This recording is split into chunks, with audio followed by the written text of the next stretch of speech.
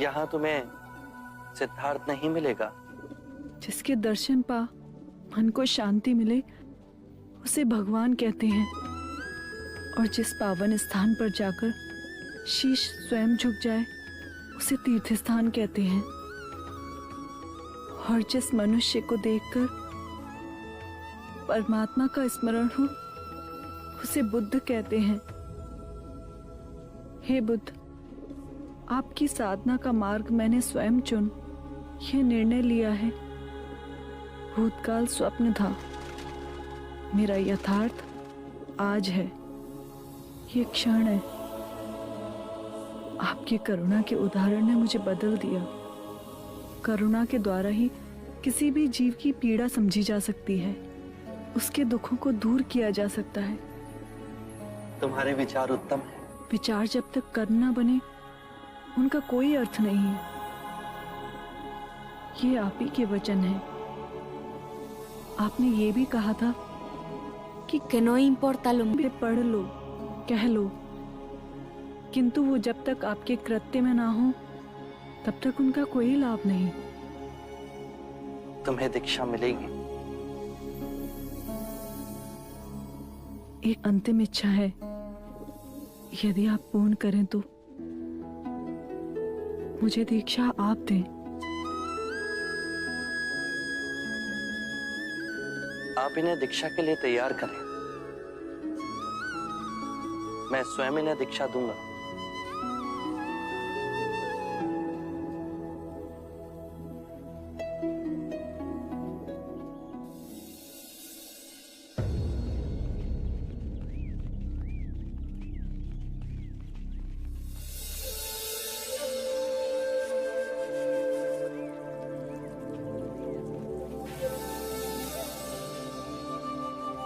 अरे अरे, संभाल के प्रकृति।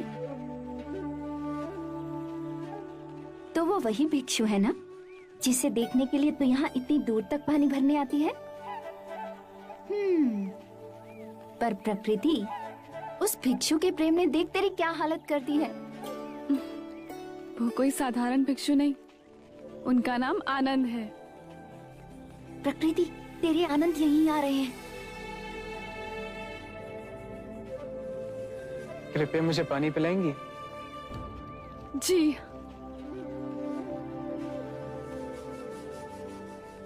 क्या हुआ, आप रुक क्यों गई? मैं नीची जाति की हूँ, मेरे हाथ का पानी अशुद्ध है। मैंने आपसे पानी मांगा, वर्ण या जाति नहीं पूछी। हम भिक्षु वर्ण का तिरस्कार करते हैं। हमारे शाक्यमुनि बुद्ध केवल मानवता और करुणा को मानते हैं। क्या ये संभव है? शाक्यमुनि का मार्ग सरल है, ना ही मंदिर और ना ही दर्शन। हमारी बुद्धि और मन ही हमारा मंदिर है, और करुणा ही दर्शन।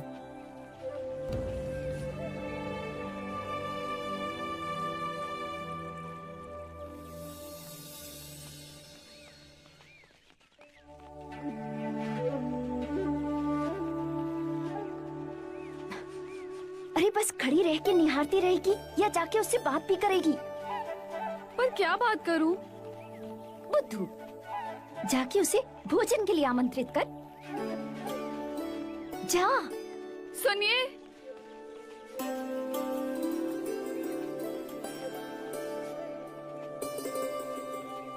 यदि आप वर्ण नहीं मानते तो क्या आप मेरे घर भोजन करने आएंगे? ठीक है, आज तुम्हारे घर से ही भिक्षा ग्रहण करूंगा।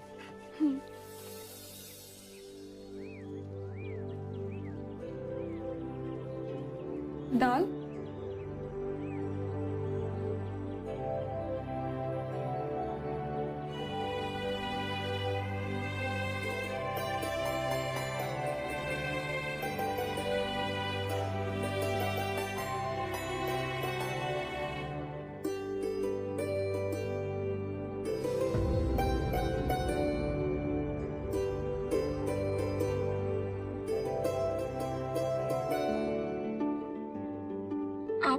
चले जाएंगे?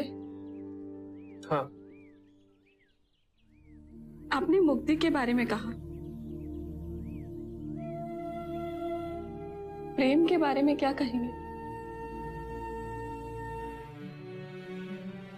सब जीव परस्पर एक दूसरे से जुड़े हैं। भेदभाव प्रकृति ने नहीं, मानव ने बनाए हैं। प्रेम ही वो नदी है जो एक व्यक्ति से दूसरे व्यक्ति तक बहती है और उन्हें जोड़ती है।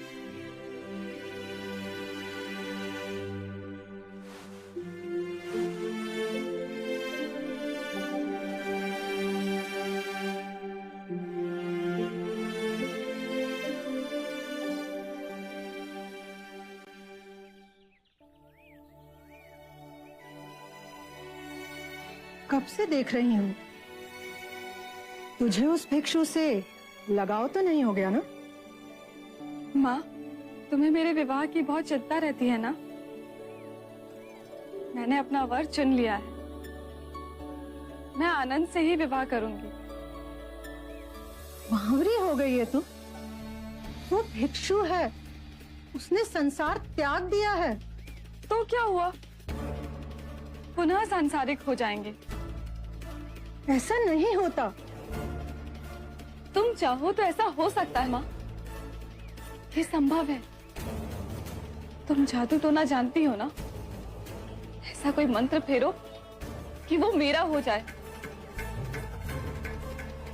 ऐसा ना कर सको तो मेरा मरा मुंह देखो। प्रकृति, ये तो क्या कह रही है?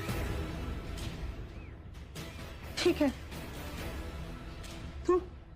तू ऐसा कर, उसे एक बार भोजन पे फिर बुला।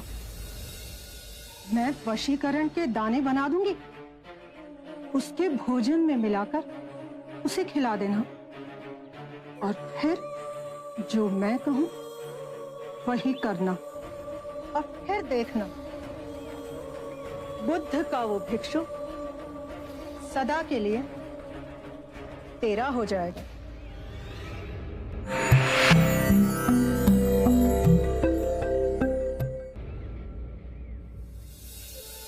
या भगवती भिक्षाम देहि।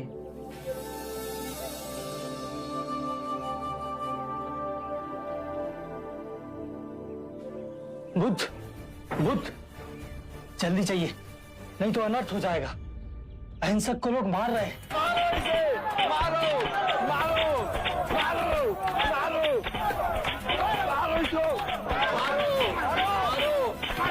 उंगली मार, अपने आप को छूटा छोला पहन भिक्षु समझता है। मारो जब तक इसकी प्राण नहीं निकल जाती।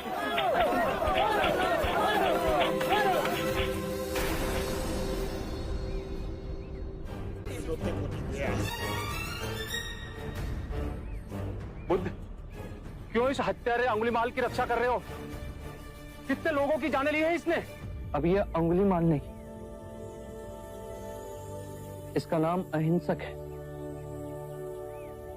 आप ही की तरह एक मानव। ऐसा आदमी कभी नहीं बदल सकता। सही बात। ये बदल चुका है, बस आप सब इसे अपनी पुरानी दृष्टि से देख रहे हैं। यदि ये अंगुलीमाल होता तो क्या आप में से किसी में भी इतना साहस या बल होता कि आप इसे एक उंगली भी लगा सकते? ये आपका वार खाता रहा, क्या इसने आप पर पलटकर वार किया? क्या ये परिवर्तन आपको नहीं दिखा? आज इसने अपना लहू बहा, अपने सारे बुरे कृत्यों को धो डाला,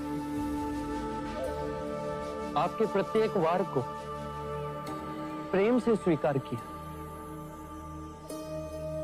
परंतु अपने मन में क्रोध और प्रतिशोध की भावना को नहीं जागने दिया। ये तो बदल गया, अब आप कब बदलोगे? ये परिवर्तन मैंने स्वयं देखा है बुद्ध। आप में से कौन ऐसा है जो दूसरों के दुख में दुखी हो, दूसरों की पीड़ा सहन ना हो तो उसे हर प्रकार की सहायता करे? ये इस भिक्षु ने किया है। पिछले सप्ताह एक व्यापारी अपनी पत्नी को लेकर जा रहा था। उसकी पत्नी प्रसव पीड़ा में व्याकुल थी। मैं भी दौड़ी दौड़ी गई थी।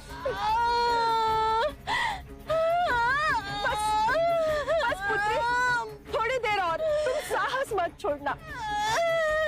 बस थोड़ा सब्र कर।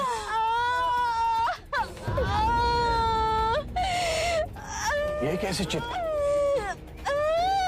हे प्रभु, इस धन्यवाद में कौन हमारी सहायता करेगा?